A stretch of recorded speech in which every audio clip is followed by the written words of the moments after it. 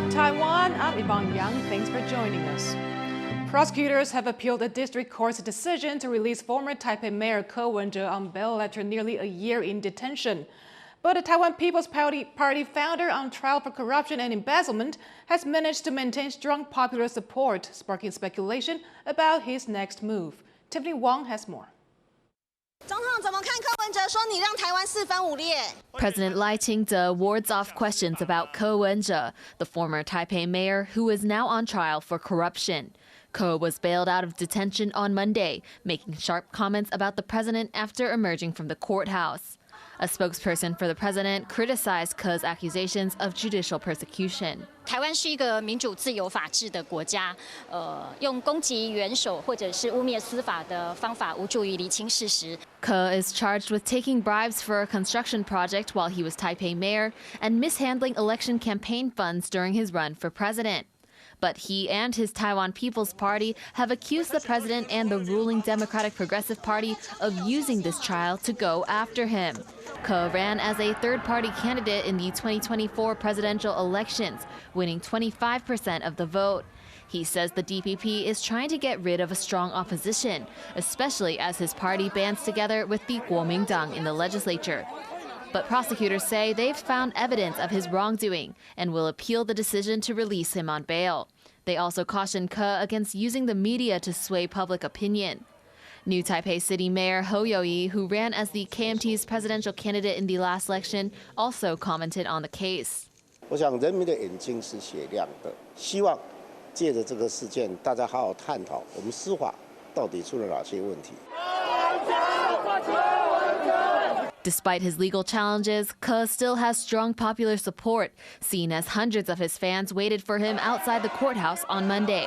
And while it's unclear how long Ko will be able to stay out, some say he could try to make a political comeback, making a run in key local elections next year.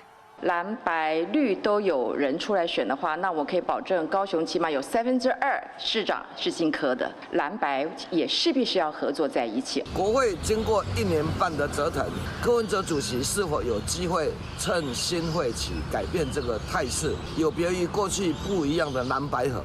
But others are more cautious. While Ko is still a very central figure to the TPP, it might be too soon to tell what his political ambitions really are. I don't see a lot of friction in the short term. But a giant variable that's really hard to know at this point is that Ko has spent the last year in jail, and he's had presumably quite a bit of time to think. And what, or in any way, has his thinking changed politically? And until we know that, it's really hard to make very many predictions. Unless the appeal to put Ko back in detention is successful, he may still have a window of opportunity to speak with his followers and his party and work out a plan for what comes next. Luffy Li and Tiffany Wang for TaiwanPlus. 4 of Taiwan's minor political parties have formed a new coalition aiming to break the country's two-party deadlock. The new alliance includes the progressive New Power Party and Green Party Taiwan and is targeting the 2026 local elections. They say the alliance is necessary at a time when Taiwan's two main parties are mobilizing support through hatred and division. They say cross-party cooperation is key to a mature political system. Tuesday is National Sports Day in Taiwan. This year, the country is celebrating the inauguration of a new ministry aimed at promoting health and exercise. Leslie Liao has more. In recent years, sports moments like these have become more common in Taiwan. Winning, winning, and more winning. Whether it's grabbing gold medals at world events or winning its first elite-level baseball championship tournament, Taiwan's sports fans have lots to celebrate. And now they have even more reason to rejoice as the country launches a new sports ministry. 今天是9月9日，全民体育日，也是国家大喜的日子，因为今天运动部正式揭牌成立。2025运动部正式成立。 The government upgraded the National Sports Administration, previously under the Education Ministry, into its own cabinet-level entity. Establishing the sports ministry was a campaign promise that President Lai Ching-te made when he ran for president in 2023. The ministry is a celebration of all things sports. Its logo is inspired by a celebration gesture that Taiwan's national baseball team captain Chen-je made after he hit a pivotal home run in the Premier 12 tournament to beat Japan in the finals.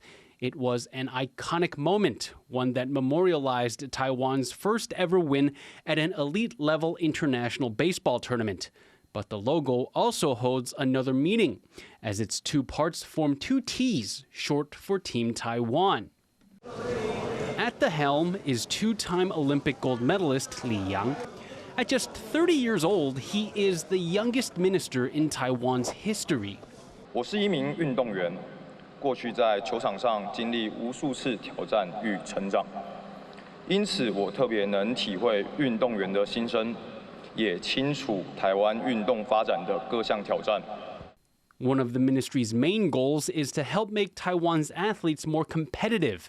Many have high hopes for its future. 当然是希望说，它可以为我们运动员谋取更多的福利，那让我们运动员可以在无后顾之忧的情况下，可以有更好的表现。当然是希望能有更完整的对每个项目的更完整的规划跟帮助，然后希望他们也可以把选手带到更高更远的地方，这样。我觉得我们现在最大的问题就是场地的问题，希望能再建作多几个冰场，能让我们有更多的训练环境。And those hopes go beyond the country's borders. Taiwanese athletes training abroad also look to the ministry as a force to step up their game. I hope the sport ministry can help me as a fencer and help me make it to the Olympics. But the ministry is tasked with not just developing Taiwan's professional athletes. It will also encourage everyone in Taiwan to take up more exercise, something Minister Li says he'll prioritize. So whether you're young or old, competing as an athlete or para-athlete, or putting on running shoes for the first time, this ministry is here to help the country stay active. Justin Wu and Leslie Liao for TaiwanPlus. Taiwan's economy ministry says the country's liquid natural gas imports are diversified enough to withstand any future Chinese attacks on its energy sector. It was responding to a U.S.-based think tank report warning that Taiwan relies on Qatar for about 30% of its LNG imports, making it vulnerable to Beijing's influence. The ministry says Qatar's share of gas has decreased by nearly half over the past decade, reflecting the government's efforts to reduce dependence on a single supplier. Currently, more than 40% of Taiwan's electricity is generated by LNG imports from 14 different countries. A recent report by Politico says a draft of the latest U.S. national defense strategy shifts priority toward domestic and regional missions, placing them above countering rivals like China and Russia. The move marks a sharp departure from the military's long-standing focus on Beijing. And to learn more about what it means to the Indo-Pacific security and how Taiwan should respond, Ellen Luke spoke with Bryce Barrows, an associate fellow with the think tank GlobeSec. Politico reports that this new U.S. defense strategy draft could shift focus from the China threats to domestic priorities. Is this a reasonable assessment, as we have seen the Trump administration championing policy to deter Beijing? I would want to take a step back from the Politico report and also highlight reporting from Ken Moriatsu at Nikkei Asia from a few weeks ago, or a week or two ago, where he actually had a similar report talking about the national defense strategy, which also highlights that, much like the Politico report, says that it was heavily influenced by Vice President Vance, especially when it comes to restraint, as well as sort of the mutual focus on defensive realism that both Vance and Undersecretary Colby both have. Even though I do think the Politico report is important to highlight, there are conflicting reports about what this actually means. So, for example, the Nikkei Asia report talks a lot about, wanting to draw on Munich Security Conference speech that was made by Vice President Vance earlier this year. It also emphasizes homeland defense in this report, but also says that China is a priority, specifically a strategically vital challenge. That said, if the reports that are coming out from Politico are true and that isn't correct, it really does highlight the importance that Taiwan needs to really get moving on focusing on its, ramping up its own security.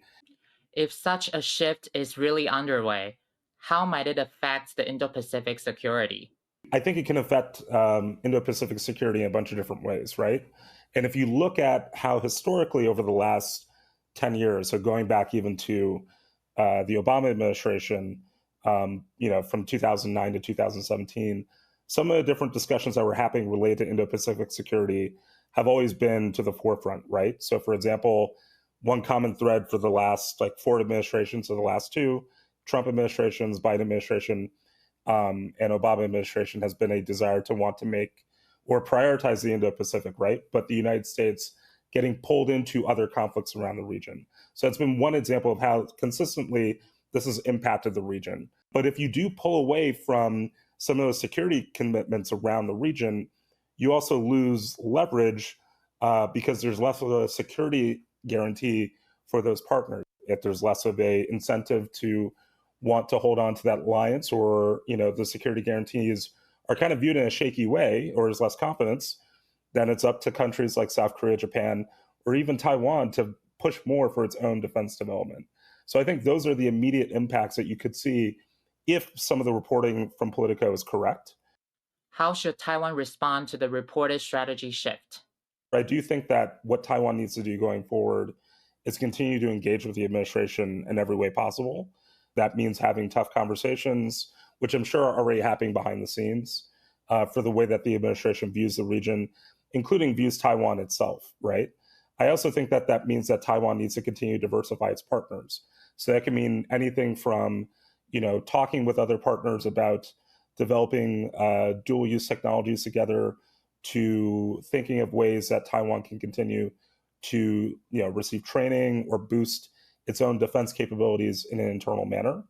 I also think, lastly, that it should be as a wake-up call that Taiwan should really continue to move forward on many of the different defense reforms and defense accelerants that have been happening.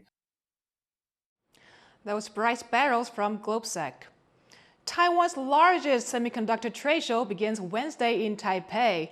Ahead of the show, organizers are hosting side events to demonstrate the global importance of Taiwan's chip industry. Chris Gorin was at one of them and has this report.